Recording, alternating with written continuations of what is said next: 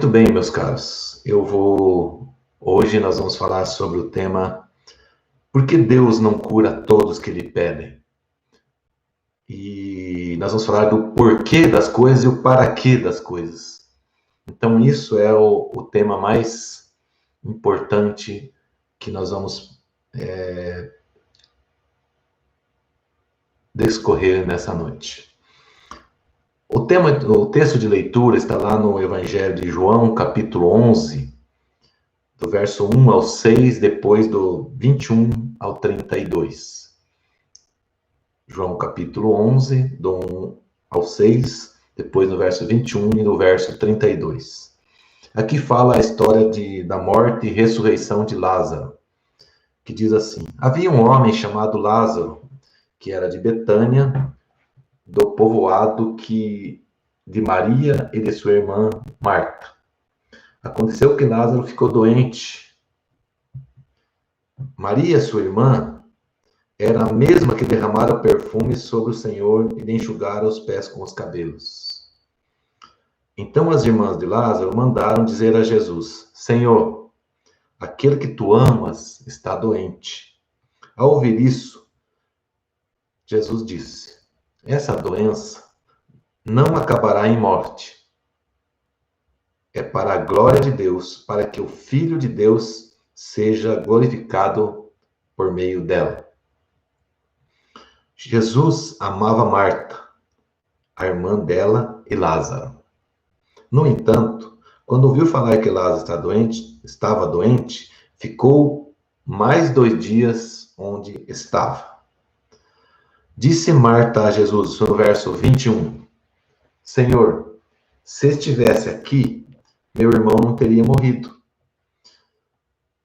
Verso 32. Chegando ao lugar onde Jesus estava, e vendo, Maria prostrou-se aos seus pés e disse: Senhor, se estivesse aqui, meu irmão não teria morrido. Eu quero voltar um pouquinho aqui no texto, para que possamos só entender algumas coisas, ou realçar algumas coisas no texto, para que você possa acompanhar de maneira mais, com mais profundidade. Diz assim, o verso 3, diz que as irmãs de Lázaro mandaram dizer a Jesus que aquele a quem amas está doente. Ao ouvir isso, Jesus disse: essa doença não acabará em morte, é para a glória de Deus, para que o Filho de Deus seja glorificado por meio dela. Então você veja, Jesus era uma pessoa que ele amava, e aqui no verso 5 diz de novo que Jesus amava Marta, a irmã dela, e Lázaro, ele era íntimo da família. E no entanto, ele recebeu o recado que Lázaro estava doente, e para mandar um recado naquela época não tinha WhatsApp, não tinha telefone, era caminhada mesmo, era cavalgada, Jesus não estava muito longe dali. Mas Jesus disse,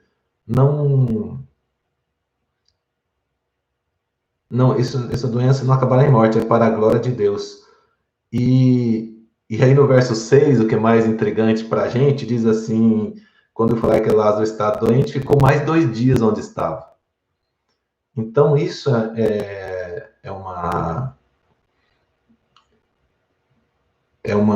um ensinamento tremendo para a gente olhar, né? É uma situação bem, bem desafiante, né? Para nós olharmos. Que nós vamos ver aqui, se não for nessa aqui, nós vemos na próxima, esses detalhes. Então, hoje, a gente vai discorrer por que Jesus teve essa reação. Uma pessoa que ele ama, que ele amava, que ele convivia. A Bíblia passa alguns relatos de Jesus convivendo com essa família. Ele era bem íntimo delas. E por que ele não saiu em disparada lá para atender o que estava acontecendo, né? Então, hoje nós vamos falar o porquê das coisas e o para quê das coisas. Então, esse é um confronto dos nossos anseios com os propósitos de Deus. Você sabe a diferença entre o porquê e o para quê? Né? Então, hoje nós vamos explicar isso. O porquê, ele é o questionamento humano sobre as coisas. E o para quê É o propósito com que as coisas acontecem. Então, se você vir aqui no verso 4, Jesus diz assim, ao ouvir isso, Jesus disse, essa doença não acabará em morte, é para a glória de Deus, para que o Filho de Deus seja glorificado por meio dela. Então, aquela doença tinha um propósito, para que o Filho de Deus fosse glorificado por meio dela. Tá certo? Então, a gente vai aprofundar mais aí, mas saindo aqui nessa introdução para você entender. Se nós voltarmos, então, à narrativa, vamos ver primeiro os questionamentos sobre a ótica humana. Né? O que o ser humano questiona? E nós nos colocamos no lugar dessas irmãs, porque eu tenho essas mesmas questões, eu teria essas mesmas questões. Né? Elas mandaram avisar Jesus se o amigo Lázaro estava gravemente enfermo. Jesus, como eu já falei, ele amava todos eles, era bem próximo da família. Né?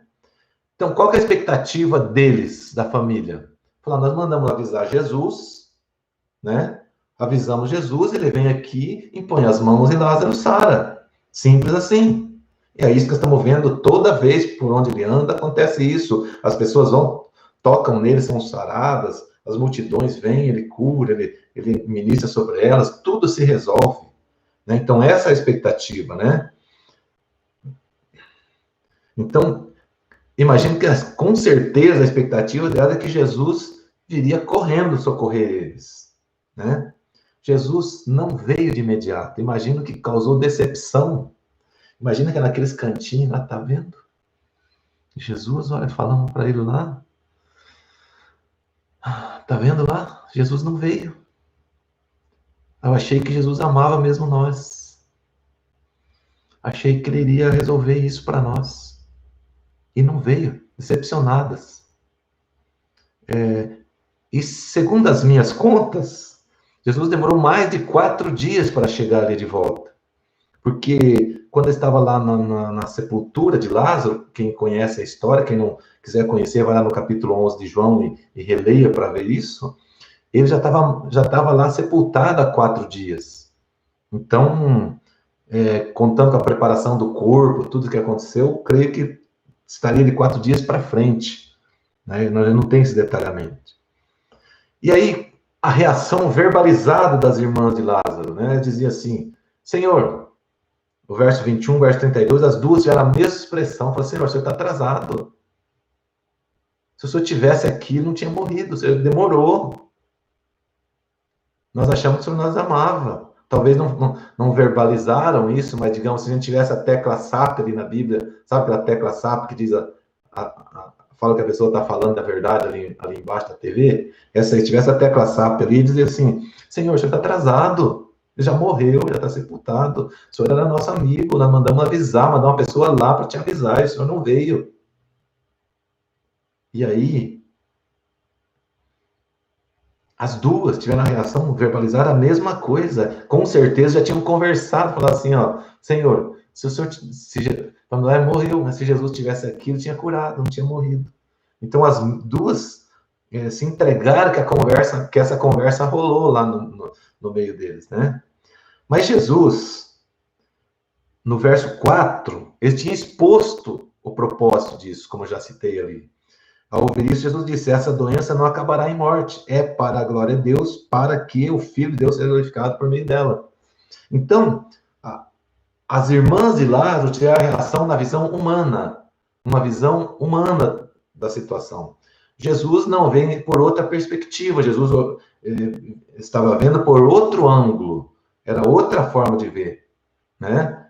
Então, e Jesus também no verso 42, ele dá outra declaração do propósito daquilo tudo. Ele diz assim, então tiraram a pedra, Jesus olhou para cima e disse, Pai, eu te agradeço porque me ouviste, e sei que sempre me ouves, mas disse isso por causa do povo que está aqui, para que creia que tu me enviastes. Para que esse povo que está aqui creia que foi tu que me enviastes, que eu sou enviado de Deus. Aí Jesus orou e falou, Lázaro, vem para fora. E Lázaro saiu com todas aquelas ataduras, de repente o pessoal teve que ajudar ele a andar, tirar tudo lá, né? E Ali existia um propósito a ser cumprido. O para quê. Então é isso que eu quero que você comece a entender. Agora nós vamos trabalhar um pouquinho mais para entendimento da que se aplica isso em nossa vida. Tá? Nós fizemos agora o entendimento do texto e agora vamos começar a entender biblicamente como se aplica isso em nossas vidas e como que essas respostas, nós buscamos essas respostas diante de Deus. Então vamos pensar uma coisa do porquê e o para quê? Tá? Vamos fazer um exercício? Eu sempre gosto dessas maneiras mais didáticas de fazer as coisas para que você aprenda, né? Você prestou atenção que o porquê ele funciona muito do lado negativo, né? Quando as coisas dão negativo, e o para quê funciona quando as coisas dão certo. Tá? Você quer ver uma coisa? Por exemplo, você já viu alguém perguntar por que esse negócio deu certo? Por que eu tive aumento de salário? Por que esse meu filho nasceu perfeito? Por que eu acordei vivo hoje? Por que Deus me curou? Por que Deus me livrou? Você concorda que isso, as pessoas não fazem essa pergunta? Por que eu consegui um carro novo, uma casa melhor? As pessoas não fazem essa pergunta.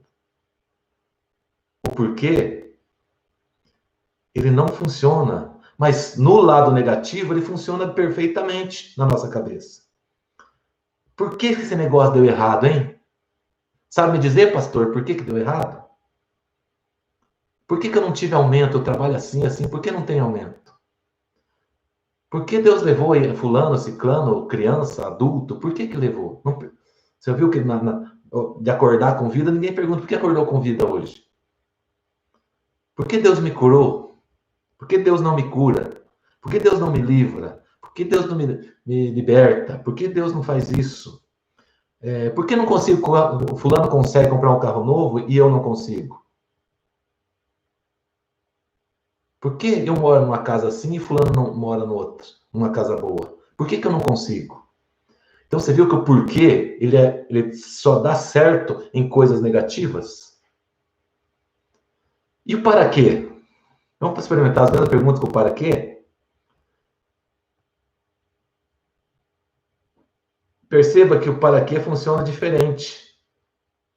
Porque o porquê é questionamento a Deus. E o porquê é questionamento a Deus, a forma que acontece. O para quê é a busca do propósito que aconteceu. Então, por exemplo, se eu perguntar aqui, para que deu certo esse negócio? Faz sentido, não faz? Deu certo para que isso? Para que Jesus ressuscitou Lázaro? Para que Jesus estava ali? Para que eu tive aumento de ganho? Para que acordamos vivo hoje? Para que você pensou? Para que você acorda vivo hoje? Acordou vivo hoje? Para que você acordou, conseguiu levantar da sua cama? O porquê não faz sentido, mas para que faz? Para que Deus me curou? Para que Deus me livrou do acidente? Me livrou de um negócio, me livrou de uma sociedade, me livrou de um casamento que não deu, não aconteceu, livrou seu filho de alguma coisa? Para quê? Então, quando Deus, essas coisas cabe, porque ali existe o propósito. Para quê? Agora, é difícil se perguntar para que esse negócio deu errado. Para que Deus levou alguém? Você pergunta por quê? Para que Deus não me cura? Para que Deus não me livra ou não me livrou? Para que propósito? Para que não consigo comprar um carro novo? Qual a situação? Uma casa, assim por diante. Deu para você entender? Que nós ficamos muito no porquê, porque nós ficamos olhando o mundo por um ângulo negativo. Porque não temos a visão do propósito, não temos a busca do propósito. Nós ficamos dizendo o porquê disso, porquê daquilo, porquê disso, porquê daquilo. Às vezes não verbalizamos. Mas dentro de nós a pergunta é latente. E hoje eu quero que você saia daqui preparado para fazer as perguntas diferentes. Para quê? Aí encaixa em qualquer situação. Se você estiver reconhecendo o propósito, você perguntar para que deu certo esse negócio, você vai entender. Para que deu errado esse negócio, você também vai dizer, poxa, tem algum propósito nisso. Eu estou confiando em Deus para que isso não deu certo. Para que deu, para que não deu. Então, serve. Muito tem uma vida com menos porquês e muito mais para quê. Se nós parasse aqui, nós já sabíamos para que aconteceu essa live hoje. Para quê? Para que você parasse um minuto para refletir e parasse de questionar Deus sobre a maneira com que Ele age na sua vida, no seu redor. Agora, por que isso acontece, essa confusão? Porque isso explica a nossa pequenez de questionar Deus e não entender seu propósito. E nossa pequenez diante de Deus, nós temos que reconhecer que nós somos nada. Nós precisamos nos colocar no nosso lugar. Mas então, voltando lá na pergunta que foi início, né? Por que Ele não resolve tudo, então? Por quê? Qual a razão que Deus não resolve todos os problemas e cura todas as enfermidades? Eu quero dizer, já para não te iludir, que eu não tenho essa resposta. Sabe? Eu não estou aqui com a audácia de querer responder essa resposta, porque tem muitos mistérios de Deus e muitas circunstâncias, situações que não fazem sentido eu querer responder aqui só para dizer que eu respondi. Cada um de nós temos que buscar a resposta para si. O para quê é individual, não é uma resposta coletiva. Você tem que entender o para quê, né? Mas nós podemos, então, trazer algumas direções sobre isso, né?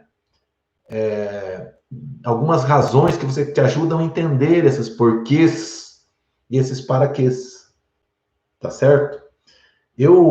Antes de fazer aqui, eu estava vendo alguns registros no YouTube do tema, e me interessou muito a reportagem que fizeram no programa dessas igrejas que fazem campanhas aí para levar as pessoas lá e que elas dão oferta para ser curado, essas coisas assim. E perguntavam para as pessoas na rua, por que as pessoas não são curadas? E as respostas foram as mais esperadas possíveis, mas biblicamente as mais sem sentido. Uns diziam, não, isso aconteceu porque a pessoa não teve fé suficiente. Outro disse, isso aconteceu porque a pessoa não se entregou tudo a Deus. Não foi curada porque Deus não se entregou tudo a Deus. Outro disse que não, porque pediu, mas não se converteu para a igreja dela. Aí perguntaram para um pastor e deu uma resposta mais atravessada ainda, que nem vou dizer aqui, porque não é isso o nosso objetivo. Gente, isso é muito sério. Com a fé das pessoas não se brinca, com a verdade bíblica não se brinca. Se nós entendemos que há muito falso entendimento, muitos ensinos errados, dizendo que quando o cristão tem um problema de doença é porque não tem fé, qualquer uma dessas razões, né? O que você dizer de Paulo, que é o maior ícone da fé cristã depois de Jesus? Ele confessa, dizia, eu já orei várias vezes por isso, mas Deus não me respondeu. Ele só me disse assim, a minha graça te basta. O meu poder se aperfeiçoa na fraqueza. Fica tranquilo, eu tenho um propósito com isso, Paulo. Então, se Deus não respondeu a oração de Paulo, quem somos nós? E quantos outros exemplos que nós podemos ver? Isso não tem a ver. Porque senão, do que os cristãos morreriam? Como nós ficaríamos vivos eternamente, com uma fé perfeita? Todos os homens de fé entregaram a sua vida a Deus, morreriam só martirizados? Quantas pessoas que foram verdadeiros ícones, que entregaram tudo que tinham de vida, de bens, de vida, de saúde, de esforço, de tudo, mas morreram. Tiveram seus cânceres, seus infartos, sua situação. Gente, não tem nada a ver uma coisa com outra. Não dá para ninguém dizer é isso. Cada pessoa no seu íntimo sabe. Tem gente que é situação pessoal, tem gente que é descuido na vida, tem outros que foi circunstância, tem outros que que foi uma permissão de Deus, tem N coisas que eu não vou ficar aqui relatando. Não é esse o objetivo. O objetivo é que você tenha paz no seu coração para viver qualquer situação na sua vida. Eu coloquei a pergunta intrigante não para te dar uma resposta, mas para que você pudesse aprender a dar respostas e aprender a ter respostas, não só na questão de doença, não só na questão dos problemas, mas em tudo, para que você pudesse ser desafiado a ter resposta, né? Jesus disse muito claramente, né, quando ele dá em tom de despedida dos discípulos, em João 16, verso 33, ele diz assim: eu disse essas coisas para que em mim vocês tenham paz, porque no mundo vocês têm aflição. Contudo, tenham ânimo, eu venci o mundo. Ele diz assim: a paz de vocês está em mim, não está nas coisas, não está no mundo. Aí vai ser complicado. Você torce para um candidato, o outro ganha. O filho faz vestibular, não passa, o filho do vizinho passa, você é cristão, o vizinho não é. Aí você vai querer achar respostas dentro da Bíblia, às vezes não tem nada a ver com Bíblia. O filho do vizinho estudou mais que o seu. O vizinho tem mais oportunidade, tem talento, sei lá. Quantas razões pode ter para isso? E a gente queria jogar tudo em cima de Bíblia, tudo espiritualizar as coisas que às vezes nós temos que fazer a nossa parte, né? E por que as aflições são importantes na nossa vida? Porque as aflições, o sofrimento, nos enfraquecem como homem na nossa natureza. E a Bíblia diz que o poder de Deus se aperfeiçoa na fraqueza. Essa foi a palavra que Deus disse a Paulo: a minha graça te basta, não precisa querer mais. O meu poder se aperfeiçoa. Quando se você estiver a pleno vapor, tudo na boa, você não vai ver Deus e se entregar a Deus da mesma forma que tem na fraqueza. Tem quantas pessoas que só conhecem Deus de verdade no momento de limite, de dificuldade, quando são levados a extremos. Senão ela não iria. Eu fui uma das pessoas dessa, que em situações da minha vida que eu voltei a Deus de uma maneira assim, correndo, porque eu vi que as coisas sem Ele não davam certo para mim. Quantas outras pessoas no momento extremo de doença, de dificuldade, um negócio que quebra, um desemprego, sei lá, quantas situações que nos levam ao extremo, né? Está escrito lá a resposta que Deus deu para Paulo, né? Em 2 Coríntios 12, verso 9, diz assim: mas ele me disse, a minha graça é suficiente em você, pois o meu poder se aperfeiçoa na fraqueza. Portanto, eu me gloriarei ainda mais alegremente em minhas fraquezas, para que o poder de Cristo repouse em mim. Você está sendo convidado no momento de dificuldade a se abrir, como Paulo disse. Eu vou me glorificar mais, porque é nesse momento que a plenitude de Deus consegue se aproximar de mim. Aliás, eu consigo me aproximar da plenitude do homem como diante de Deus. Se aperfeiçoa em mim, porque eu consigo ser menos eu quando eu estou debilitado, quando eu estou sentindo que, na realidade, eu não sou nada, não consigo fazer nada. Eu tenho meus limites, estão muito mais perto do que eu imaginava, né? Outra situação que nós precisamos ver é que o propósito do cristianismo é a salvação e a eternidade, não é a paz aqui, como diz. Aqui nós vamos ter aflição, né? A paz que nós temos aqui é temporária, é uma paz de subsistência, é uma paz que a gente vai ter as aflições, as agonias. Aí, a propósito do cristianismo é muito claro. Jesus deixou lá, está lá em João 3, 14, verso 17, que diz assim: da mesma forma como Moisés levantou a serpente no deserto, assim também é necessário que o Filho do Homem seja levantado, para que todo aquele que nele crê tenha a vida eterna. Porque Deus amou o mundo que deu o seu Filho unigênito, para que, tendo todo o que nele crê, não pereça, mas tenha a vida eterna. Pois Deus enviou o seu Filho ao mundo, não para condenar o mundo, mas para que esse fosse salvo por meio dele. Então, aqui está dizendo para que o propósito do cristianismo é esse. É eterno, é a salvação e a eternidade.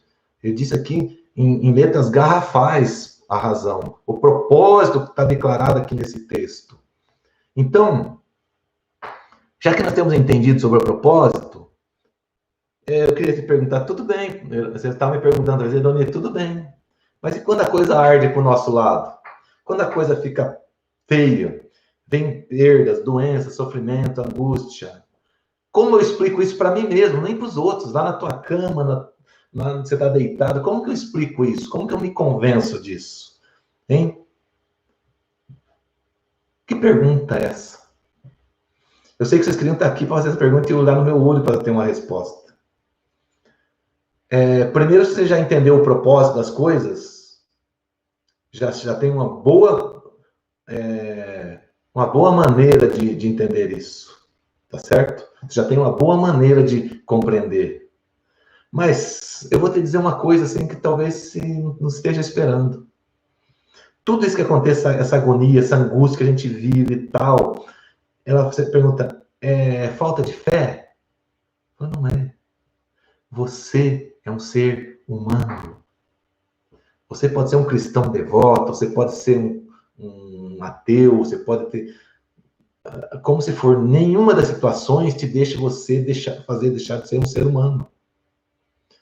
É claro que a diferença de quem crê em Deus é que a fé age diferente, né? Mas é natural sentir angústia, sentir ansiedade, sentir insegurança. É natural. Faz parte da nossa natureza. É normal? Sim. Agora, é natural também a gente ter esperança. Aí que começa a diferença. É natural você ter angústia, ansiedade, insegurança, mas também é natural que você tenha esperança.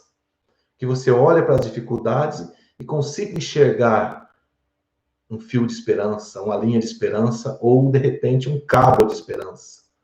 Uma saída de esperança.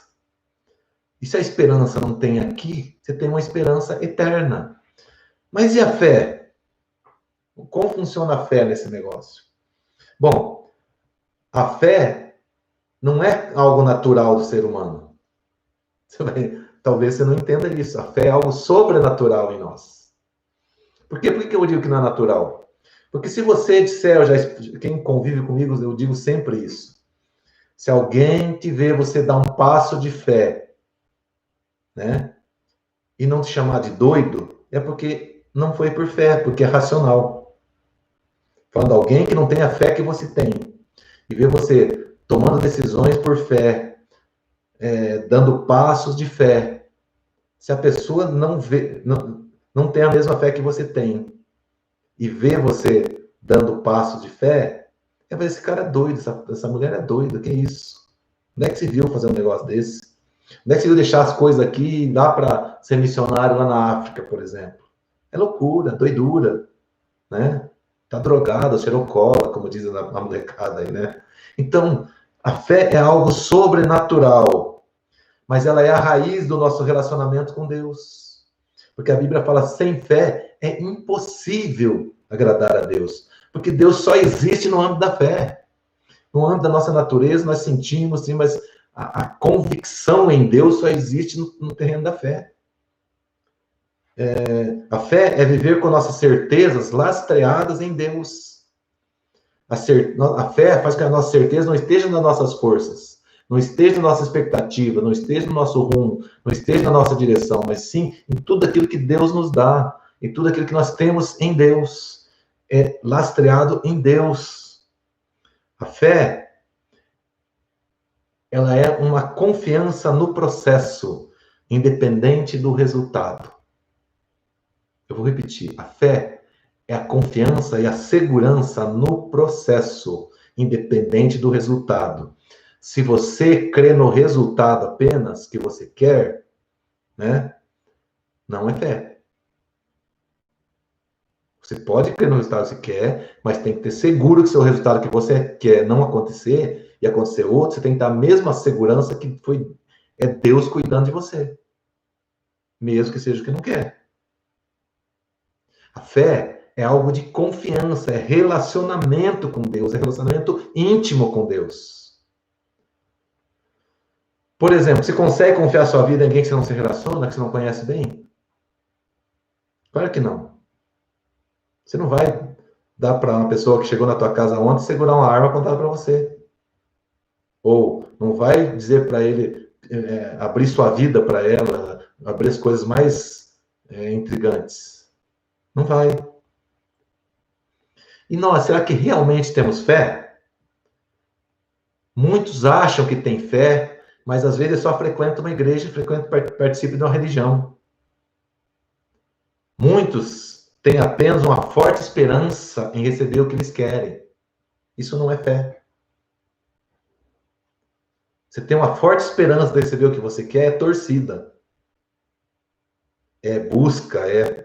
Não, você tem uma forte esperança de receber o que você quer e não admitir que o que você não quer seja uma boa resposta, que você também aceita, né? É falta de fé.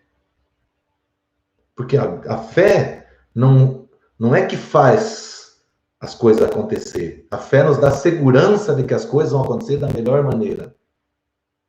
A Bíblia diz, o que é fé? A fé é o firme fundamento das coisas que se esperam. A coisa que se espera é um fundamento da esperança, mas uma esperança que não é de interesse pessoal, uma esperança de interesse eterno. Então, quando nós dizemos que a fé é uma esperança, só uma esperança em receber o que a gente quer, a gente está trazendo a fé para um aspecto muito restrito. Aí é um interesse pessoal, uma torcida. É muito difícil caracterizar isso como uma fé pura, uma fé sem interesse. A fé mesmo é saber. Se você tiver tempo, leia lá o capítulo 11 do livro de Hebreus, onde diz lá, pela fé, Abraão, pela fé, foi falando, cada um, vê o que quis exercitar a fé deles. Todos os interesses que não eram pessoais. A fé é a confiança em Deus que o seu próximo passo está sob o domínio dele, independente da direção que for. Ah, mas se não for na direção que eu quero, não. Você confiar que a direção que Deus mandar você ir é melhor. É fé em Deus, você confia nele. Se você quer saber, eu fiz um exercício uma vez sobre fé e um tapava o olho e o outro levava pela mão. A confiança que você tinha no outro, no caminho que o outro seguia, nos passos que você ia dar, que você não ia cair, é um exercício para saber que você sendo direcionado por Deus para o rumo que ele te levar é o melhor para você, que é o melhor para mim. E, fazendo a junção do que nós estamos falando, fé é confiar no para quê e não ficar questionando o porquê. Vou repetir.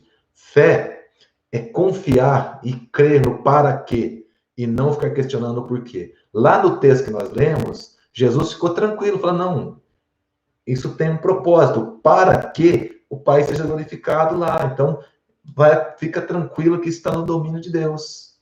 O propósito vai ser realizado. E as irmãs de Lázaro, será que eles tinham fé? Também não. Elas tinham uma enorme confiança em Jesus. Elas eram religiosas, porque elas tinham tudo, quando Jesus falou, não, eu vim aqui, mas ele há de ressuscitar, ele vai ressuscitar, falar, sim, vai ressuscitar no último dia, conforme falando das escrituras, né, dos ensinamentos de Jesus. Não, Jesus falou, não, é aqui mesmo. Eu estou falando que ele vai ressuscitar. Então, elas eram religiosas, né? Demonstraram a sua falta de fé, porque qual foi a resposta de ambas para Jesus? Fala, Senhor, o senhor se atrasou, se o senhor tivesse aqui, não tinha morrido. Então, elas mesmo sabendo do poder de Jesus, eles só tinham visto também Jesus curar gente doente. Eles não tinham visto Jesus ressuscitar, pelo que eu consigo entender aqui. Uma vez que tivessem, nós, ao olhar aqui, elas questionaram Jesus, falaram, por que você deixou ele morrer? Por que você não veio aqui? E não perguntaram, para que o Senhor não veio aqui? Mas o propósito de Deus se cumpriu nesse acontecimento. E o milagre de Jesus reacendeu a fé do povo. Está escrito no verso 45 do capítulo 11. Muitos judeus que tinham vindo visitar Maria, vendo o que Jesus fizeram, creram nele. Está aí o propósito.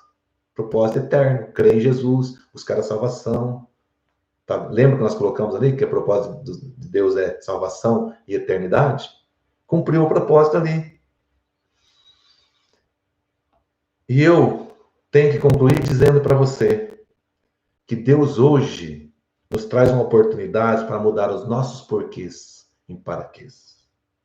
Mudar os nossos questionamentos humanos para entendimento do propósito em toda situação que você possa viver. Qual o propósito? Para que está vivendo isso? Ao invés de você orar ao Senhor dizendo, Senhor, por que me acontece isso? Pergunta para ele, para que acontece isso? Mas não esqueça de falar assim, nas coisas boas. Para que o Senhor me deu isso? Para que eu consegui um emprego melhor? Onde está? Me ajuda a entender. Porque senão o seu para que fica parecendo um porquê. De uma pessoa sem fé, sem confiança. Para quê? Quando a gente chega nesse nível, a gente consegue alcançar a paz dele em nosso coração. E aí a gente vive a fé de verdade. A gente vive em paz. Como está lá no versículo que nós lemos ali. Eu disse essas coisas para que em mim vocês tenham paz. Neste mundo, vocês vão viver essas coisas. Vocês terão aflições, contudo, tenham um bom ânimo. Eu venci o mundo. Traduzindo isso, eu estou explicando isso para vocês, Jesus disse, porque o único lugar que vocês vão encontrar paz é em mim. Você não encontra paz em outro lugar. Porque por onde você olhar, por onde você buscar a resposta, você vai encontrar agonia, aflição, angústia, ansiedade e assim por diante. Mas não desanime com isso. Não fique desanimado. Tenha um ânimo, um bom ânimo. Eu venci o mundo, disse Jesus. O seu porquê fica por aqui. Mas que o para quê comece a viver na sua vida. E o para quê comece a se revelar na sua vida para a honra e glória do nome de Jesus e do